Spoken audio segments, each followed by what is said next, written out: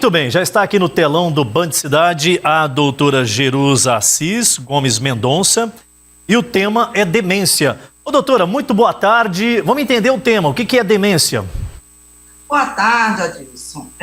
Demência, geralmente ela está relacionada a um quadro em que a pessoa tem uma alteração de alguma área da cognição dela, levando a um prejuízo das atividades da vida diária. Então, por exemplo, é um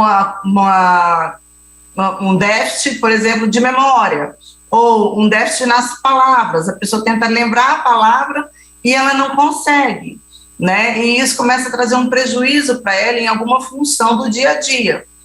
Ou é um déficit da mobilidade dela. E aí ela não consegue mais andar distâncias. Então, uma demência, ela está relacionada a uma alteração cognitiva, mais uma deficiência de atividades diárias. Doutora, a demência tem um estágio da vida que a pessoa está mais suscetível e qualquer pessoa pode ter o problema de demência? Como é que é?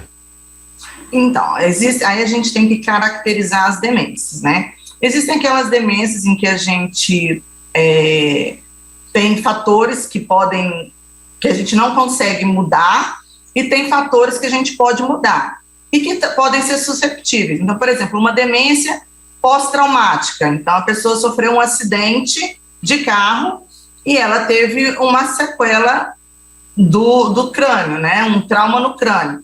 Essa pessoa, independente da faixa etária, ela pode desenvolver uma demência pós-traumática. Uma demência por AVC, né? Hoje em dia a gente vê pessoas mais novas, pessoas com 40 anos, 45, com problemas de pressão e já apresentando riscos de AVC ou já tendo AVC. Então, assim, em geral, as demências, elas tendem a aparecer quando nós estamos mais velhos, né? Então, a partir dos 60, dos 75, a gente já começa a apresentar, podemos apresentar, né, alguns sintomas que sugiram uma demência.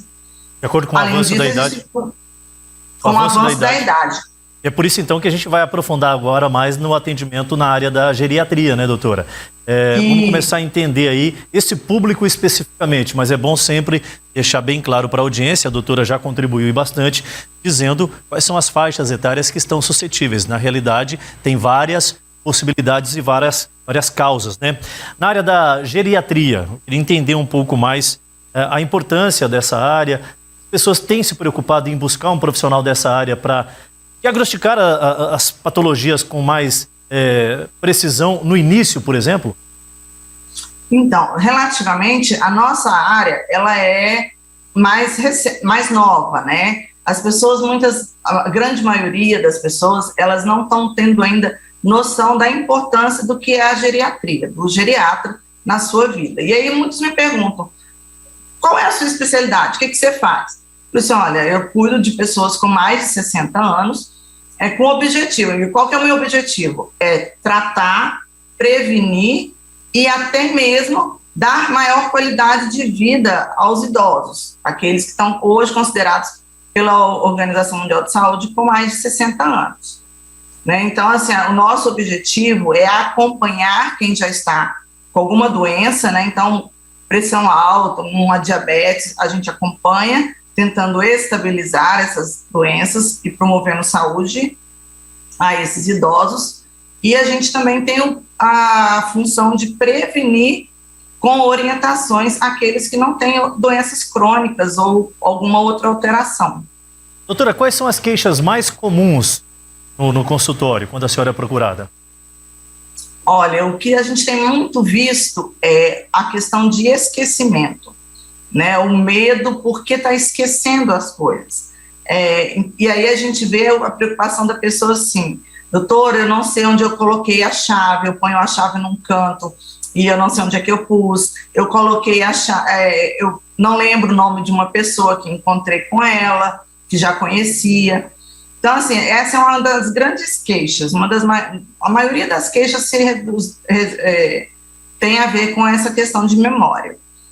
Doutora, mas todo esquecimento, ele está relacionado a um tipo de demência ou não necessariamente? Não necessariamente, né? Então, a gente pode olhar assim, o esquecimento, ele pode ser um sinal de demência, mas nem sempre está relacionado. A gente tem que excluir outras causas, né? Então, por exemplo, a ansiedade, ela pode causar esses esquecimentos. Um quadro de estresse, seja estresse emocional, seja um estresse até mesmo profissional, porque a gente tem visto idosos, né, com 70 anos, trabalhando, sustentando a família, pode ser por uma questão hormonal. Então, a gente tem que avaliar a função tireoidiana da pessoa, do idoso, para identificar, ou até mesmo uma questão estrutural, às vezes está tendo algum tumor cerebral, alguma questão no cérebro que pode estar desenvolvendo esses esquecimentos. A gente tem que descartar as primeiras causas para que depois eu defina, não, é uma demência. Doutora, o diagnóstico da demência se dá através do psicossocial, né, da mente do cidadão, da avaliação propriamente, ou tecnicamente a questão de exame de imagem? Hoje, com os avanços da medicina, como é que é possível isso? Olha, assim, no consultório, né, no nosso ambulatório, a demência, depois que a gente descarta todas as outras causas, né, então eu solicitei exames laboratoriais, eu conversei com o idoso, eu conversei com a família do idoso, eu fiz uma investigação das queixas que estão acontecendo e do contexto que está acontecendo essas queixas, principalmente de esquecimento. Depois dessas queixas já definidas, depois que a gente já reconhece tudo isso, a gente começa a pensar em exames laboratoriais para descartar, né, as situações secundárias, e a gente também pensa, sim, num exame de imagem. Mas não é o exame de imagem que me define se o paciente tem ou não demência. Vai ser mais uma questão comportamental associada a um declínio das funções, né? Então, o paciente antes, ele conseguia ir sozinho no supermercado e agora ele chega lá e ele se perde, ele não lembra o que ele está fazendo lá. A família queixa que esse paciente ele está ficando com um humor muito alterado. A gente vai fazer uma investigação. Então, assim, são queixas diárias que nos fazem levar a essa possibilidade do diagnóstico. Doutora, o Alzheimer é um tipo de demência? Existem outros? Sim, sim. Hoje em dia, o Alzheimer, ele é uma das demências mais comuns, né, ou pelo menos mais diagnosticadas que a gente tem. Mas a gente tem o Parkinson também, que tem outras características, né? Não necessariamente a demência, ela precisa de evoluir com esquecimento, né? A gente tem que lembrar que o nosso cérebro, ele é como se fosse um departamento, né? Uma empresa com vários departamentos, em que cada departamento é responsável por uma função. Então, tem certas demências em que elas vão estar relacionadas a um prejuízo do departamento de fala, né? Então, ao comprometimento do comportamento. Então, a pessoa fica mais desinibida, ela fica uma pessoa que era mais recatada, uma senhora, né? Ela começa a falar mais sobre sexualidade, ela começa a se sensualizar mais. Então, a gente tem que ficar atento a essas situações, porque existem outros tipos, sim. E aí a gente vê hoje mais comum, né? Doença de Alzheimer, o Parkinson, a gente vê também doença de corpos de Levy, tá? A doença frontotemporal, que está muito relacionada ao comportamento e à questão de fala do idoso. Então, assim, existem vários outros tipos de demências, né? Mas as mais comuns hoje, que a gente, que não são reversíveis, hoje a gente fala mais Alzheimer e doença de Parkinson. Doutora, o tratamento do idoso, como é que é feito? E falando em tratamento, principalmente, quem cura a demência é uma grande questão e algumas pessoas estão até mandando mensagens aqui perguntando. Então, a demência, aquelas demências que possam ser reversíveis, né? A gente pode até tentar reverter um pouco o quadro.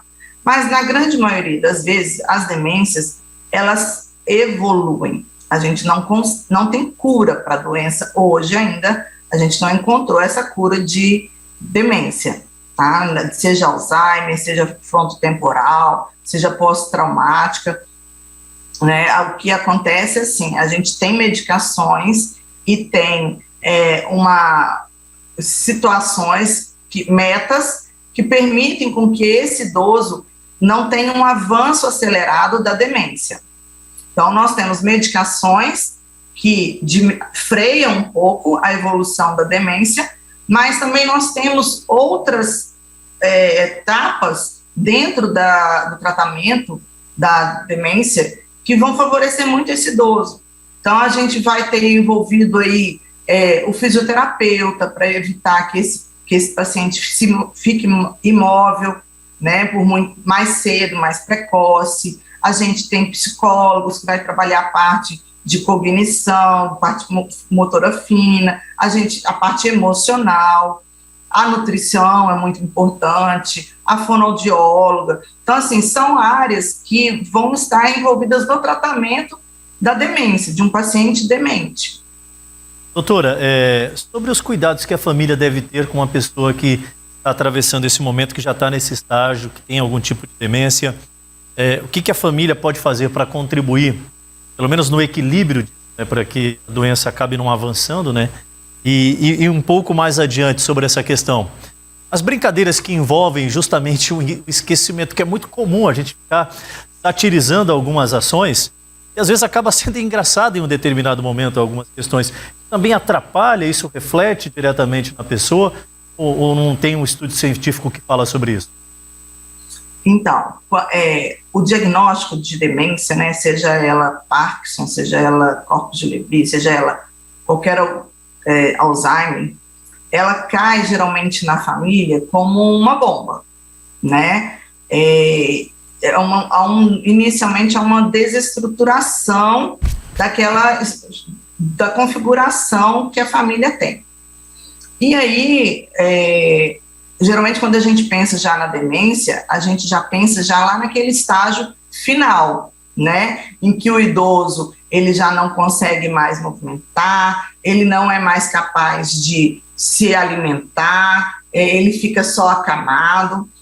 Mas hoje, cada dia mais, a gente tem conseguido, através tanto de exames laboratoriais, quanto de a consulta médica, avaliação psicossocial, diagnosticar esses quadros de demência quando o paciente ele ainda é independente, a gente fala quando ele ainda é funcional, quando ele ainda consegue fazer isso, né? Ir ao banheiro sozinho, vestir a sua roupa sozinha. Então, assim, a gente tem conseguido mais cedo fazer esse diagnóstico, e aí nós somos capazes, junto com a família, de proporcionar metas e estratagemas para que a família consiga, em cada fase da doença, ir se ajustando e permitindo com que o idoso ele fique mais tempo ativo. Então, por exemplo, fisioterapia para o idoso que começou com uma possível demência de Parkinson é muito importante, porque o fisioterapeuta ele vai ter a função ali de promover equilíbrio para esse idoso. Na família, ele vai dar direcionamento. Então, por exemplo, olha, agora a partir de hoje, né, como tem risco de queda, a gente vai precisar de colocar barras de segurança no banheiro, retirar os tapetes de dentro de casa. Aliás, idoso não deve ter tapete em casa, né, porque o risco de queda é muito grande. Manter o idoso mais ativo por mais tempo, mesmo num quadro de demência, ela quer cozinhar, mas ela esquece que o fogo está aceso. No meio do cozimento, ela sai de lá e esquece, ou tira a panela do fogo e deixa o fogo lá aceso, doutora. Como é que eu vou fazer? Assim, olha, ela precisa de se manter ativa, deixe ela fazer, mas com supervisão, né? Então, assim, nosso objetivo, junto a um paciente demente, num estágio inicial ou moderado, é fazer com que ele tenha ele tem a sua funcionalidade dentro daquele momento preservado. E isso às vezes é muito angustiante para a família, porque às vezes eles não têm, a maioria das pessoas, eles não têm essa noção de que é uma evolução lenta, né? Em média, aí, o tratamento, uma demência, ela vai levar entre um diagnóstico, porque ela já tinha antes, e até o estágio final, vai aí pelo menos uns 10 a 15 anos, dependendo da cuidado que se tem com esse idoso, né? E com isso a gente vai trabalhando em cada etapa a família, o emocional, né, tanto da família quanto do idoso. Porque é muito complicado para uma família quando a filha vê que a mãe não mais a reconhece. Quem é você? Né? Isso causa no cuidador, no familiar, um desgaste emocional. Na hora do banho, né, a dificuldade que eles são muito resistentes ao banho, então isso vai gerando um estresse emocional na relação até entre o idoso e o cuidador, que geralmente é a família. Perfeito. E aí entra essa equipe multidisciplinar que deveria ter acesso a que todos os idosos demenciados deveriam ter acesso a uma equipe multidisciplinar, a gente fala, em que há o psicólogo que vai dar esse suporte, em que há o nutricionista, em que há o fono, porque vai ter etapas em que o idoso ele vai ter que mudar a consistência da alimentação, né? E isso aí é avaliado pela fonoaudióloga. A parte da motora e o enrijecimento que o idoso começa a apresentar, quando vai evoluindo para um quadro de imobilização, o fisioterapeuta, ele trabalha essa parte, né? Muito uma fisioterapia passiva. Super esclarecedor. Enfim, quero agradecer a doutora. É uma doença que tem uma grande, eu diria, as pessoas ficam aterrorizadas diante dela, mas a gente precisa de ter calma, né? Acima de tudo. Dá para aprender a conviver com a doença tratando adequadamente, né, doutora? Ter o carinho, né, e entender que aquele paciente que está ali, ele realmente está doente. Perfeito. Olha, muitíssimo obrigado. Conversei um pouco aqui com a doutora Jerusa Assis Gomes Mendonça, a gente esclarecendo um pouco sobre a questão da demência. Ela cedeu um pouquinho do seu tempo lá no consultório, no Complexo Hospitalar Central. Muito obrigado, doutora. Espaço sempre aberto para a gente falar sobre esse assunto, tá? Eu que agradeço. Estamos sempre às ordens. Precisando é só chamar. Perfeito, então. É sempre bom falar de saúde preventiva, né?